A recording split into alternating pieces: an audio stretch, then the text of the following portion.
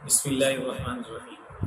چلیے آج کا سوال یہ ہے کہ ایک دوست نے پوچھا ہے کہ سنت مؤکدہ اور سنت غیر مؤکدہ کی کیا تعریف ہے، ان دونوں میں فرق کیا ہے، اور خاص طور پر دونوں کی ادائیگی میں کیا فرق ہے۔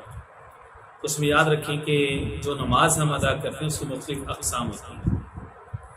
ایک فرض ہے، واجب ہے، جو کہ فرض کے قریب ہے، وہ اس وقت ہمارا موضوع نہیں ہے۔ تیسرے نمبر پر سنت ہے، پھر نفل ہے۔ جو سنتیں ہیں جو ادا کی جاتی ہیں اس کی دو قسمیں ہیں، جو کہ سائل نے خود ہی بتا دی ہے، ایک مؤکدہ اور ایک غیر مؤکدہ۔ یہ جو لفظ ہے یہ مؤکدہ ہے، مؤکدہ نہیں ہے، مؤکدہ ہے، کاف کے اوپر زبر ہے۔ باب تفعیل کا مصدر تاکید سے یہ نکلا ہے، اکد یؤکد تاکیدا فهو مؤکد واکد یؤکد تاکیدا فهو مؤکد۔ یہ مشکل الفاظ میں نے بول دی، اس کو ایک طرف رکھ دیجیے۔ تو مؤکدن جیسے جو واحد مؤنث ہے، مؤکدن، مؤکدانی، مؤکدون، مؤکدتن، اس میں مفعول۔ تو سنت کی یہ صفت ہے سنت مؤکدہ، اور دوسری قسم ہے اس کی سنت غیر مؤکدہ۔ سنت مؤکدہ وہ ایسی نماز ہے جو رسول اللہ صلی اللہ علیہ وسلم نے پابندی کے ساتھ پڑھی اور کسی عذر کے بغیر جو ہے وہ اس کو ترک نہیں فرمایا۔ سنت غیر مؤکدہ ظاہر ہے وہ اس کا عکس میں ہوگی، وہ سنت نماز ہے جو رسول پاک علیہ الصلوۃ والسلام نے کبھی پڑھی اور کبھی بلا کسی عذر کے بھی اس کو جو ہے وہ چھوڑ دیا ہے۔ آقا کریم سید المرسلین حضور پاک علیہ الصلوۃ والسلام نے دن رات میں 12 رکعات سنتیں پڑھنے کی خود پابندی فرمائی ہے اور اس کی تاکید بھی فرمائی ہے۔ وہ جو 12 رکعات ہیں ان میں سے 2 رکعت ہوگی فجر کے فرض سے پہلے، اور اسی طرح سے 4 رکعت ہوگی ظہر سے پہلے، اور 2 رکعت ہوگی ظہر کے بعد۔ 6 اور 2 8۔ عصر میں کوئی سنت مؤکدہ نہیں۔ مغرب کے فرض کے بعد پھر 2 سنت مؤکدہ ہیں، یہ ہو گئی 10۔ پھر اس کے بعد عشاء کی نماز کے بعد 2 سنت مؤکدہ ہیں، یہ اس طرح سے ہوگی کل 12۔ سنت مؤکدہ اور سنت غیر مؤکدہ کا فرق سب سے بڑا تو یہی ہے کہ سنت مؤکدہ پڑھنا لازم ہے، اور اس نماز کو بلا عذر چھوڑنے والا شخص گنہگار ہوگا اور اس کو ملامت بھی کی جا سکتی ہے، جبکہ سنت غیر مؤکدہ کے پڑھنے پر بہت ثواب ملتا ہے۔ یہاں تک کہ علماء کرام نے یہ بھی لکھا ہے اگر پوری بستی یا سب لوگ جو ہیں وہ سنت غیر مؤکدہ کو ترک کرنا شروع کر دیں اور اس کی حیثیت اور اہمیت ہی ان کے نصیب نہ رہے، تو تب جو اہل تقوی لوگ ہیں، نماز کی پابندی کرنے والے لوگ ہیں، اور جو شرفاء لوگ ہیں دینی اعتبار سے، ان کو چاہیے کہ وہ سنت غیر مؤکدہ سب کے سامنے پڑھنا شروع کریں تاکہ لوگوں کو اس کی ترغیب ہو اور لوگوں کے دلوں میں جو اس کی اہمیت کم ہو رہی ہے۔ سنت تو بہرحال سنت ہے، جب سنت کا لفظ لگ گیا تو عوام الناس کے لیے تو یہی کافی ہونا چاہیے۔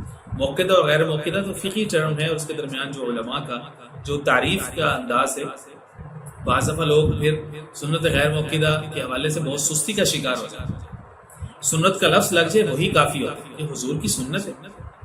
سنت غیر مؤکدہ کے پڑھنے پر ثواب بہت ملتا ہے، لیکن بلا عذر اگر کوئی شخص اس کو چھوڑتا ہے تو اس پر گناہ نہیں ملتی۔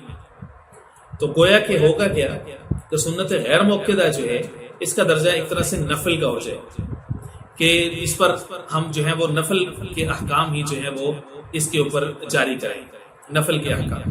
گویا کہ اس طرح سے بھی ہم کر سکتے ہیں کہ سنت غیر مؤکدہ مثلاً 4 رکعت سنت غیر مؤکدہ جو ہے وہ عصر یا 4 سنت غیر مؤکدہ جو ہے وہ عشاء کی، تو اس کے پڑھنے کی 2 صورتیں ہو سکتی ہیں۔ نفل کے طور پر بھی پڑھ سکتے ہیں، 2 کر کے بھی پڑھ سکتے ہیں۔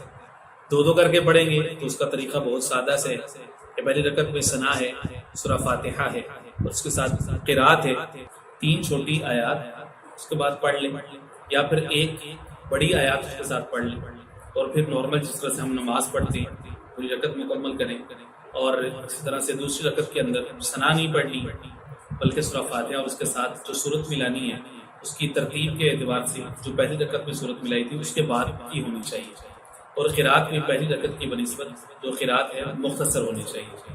اس طرح سے یہ 2 رکعات مکمل ہوں گی۔ غیر مؤکدہ پڑھ رہے ہیں تو التحیات ہے، درود شریف ہے، دعا ہے، وہ پوری پڑھ کے آپ سلام بھی پھیر سکتے ہیں۔ آپ چاہیں تو اس کے ساتھ ہی بغیر سلام پھیرے تیسری رکعت کے لیے کھڑے ہو جائیں، اور پھر اس میں تیسری رکعت میں پھر ثنا ہے اور سورہ فاتحہ ہے، کوئی سورہ ہے، اس طرح پہلی 2 رکعتیں پڑھی تھی اس طرح سے دوسری 2 رکعت بھی پڑھ لیں، سلام پھیر لیں، 2 کر کے پڑھ لیں، وہ بھی ٹھیک ہے۔ اگر اکٹھی 4 پڑھنی ہے تو بھی ٹھیک. یہ سنت غیر موقدہ ہے. اب اس کا سنت موقدہ سے جو فرق ہے وہ بڑا آسان ہے. وہ یہ ہے کہ سنت موقدہ کے اندر آپ ثنا پڑھیں گے، شروع میں سورہ فاتحہ پڑھیں گے، ساتھ میں سورت ملائیں گے. پہلی رکعت مکمل ہوگی، دوسری میں جو ہے وہ سورہ فاتحہ ہے اور ساتھ میں سورت ہے. اور اتحیات میں جا کر کے صرف اتحیات پڑھنی، درود پاک اور کوئی دعا وغیرہ ساتھ میں ملائیں، ورنہ سجدہ سہو پڑھ جائے گا.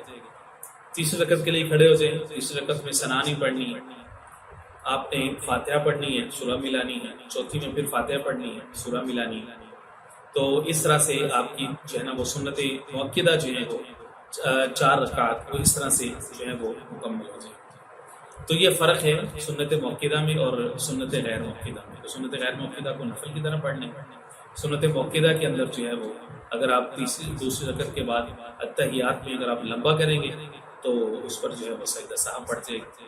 واللہ اعلم بالصواب.